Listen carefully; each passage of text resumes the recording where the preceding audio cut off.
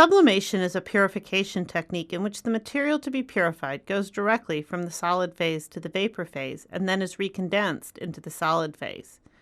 It is therefore very similar to distillation, in which the material to be purified goes from the liquid phase to the vapor phase and is then recondensed into the liquid phase. Perhaps the most well-known example of sublimation is dry ice, when carbon dioxide goes directly from the solid phase to the gas phase. Just like in a distillation, the sublimation point of a compound can be reduced by reducing the pressure in the system. The sublimation apparatus has the same three components as the distillation apparatus. There will be a flask that holds the material to be sublimed or distilled, a heat source, a condenser, and a place for the purified material to collect. There is also the possibility of applying vacuum to the setup. This here is an example of a large-scale sublimator. Similar to the condenser in a distillation, the water runs through the condenser, but in this case, the purified mixture also collects on the condenser. By putting the entire system under vacuum, we are able to reduce the temperature at which the material sublimes. From the highly colored crude reaction, we see the appearance of pure orange ferrocene on the cold finger. We will be using a vacuum filter flask and a test tube for our sublimator. The first thing that we need to do is to transfer our crude caffeine into the sublimator. Because we are now working with a small quantity and we do not want to lose any of the material to transfer losses, we will start by dissolving our material in about 2 to 4 mL of dichloromethane, which is 1 or 2 pipettefuls. We want to make sure that all of the material dissolves by using our pipette to draw the solution up and then squirt it back out in order to induce mixing.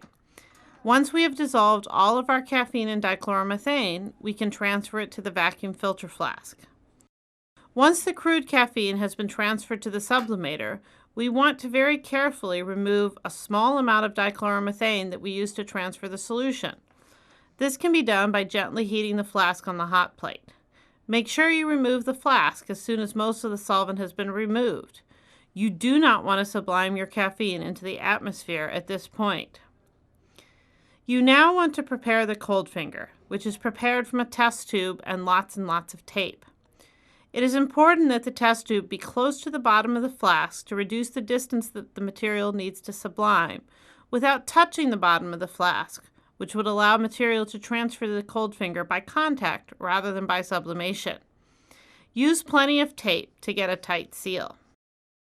It is very important that our system be under vacuum. This will both reduce the temperature necessary to achieve sublimation and will reduce the possibility of atmospheric water condensing on the cold finger, which would destroy our sublimation. Usually simply turning on the water aspirator will not be sufficient. To check to make sure that the system is under vacuum, you want to pull on the cold finger. You should feel resistance when you do this. If not, push down and try again. Now you can carefully fill your cold finger with ice-cold water. Prepare ice water and then use a funnel to add it, making sure that it does not drip into the sublimator. After you have added the ice water, carefully add 1 or 2 pieces of ice. You are now ready to turn on the heat. Watch the test tube carefully for the appearance of a white powder, which indicates that your sublimation is complete. You will not sublime all the material off the bottom of the flask. Once your sublimation is complete, disconnect the vacuum and pour out the water.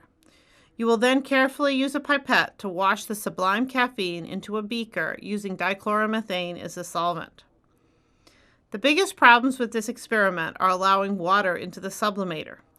This can occur if water gets between the vacuum adapter and the test tube while the ice water is added, or if the ice water is added before the system is under vacuum and condensation occurs. Because the caffeine is also soluble in water and it is very difficult to remove the water, this creates a big problem. The second problem is that students allow the sublimation to go for too long. As excess heat is applied to the system, the ice water in the cold finger will begin to heat up. If you watch carefully, you will see that as the water starts to boil in the cold finger, the amount of the caffeine on the cold finger will actually begin to decrease.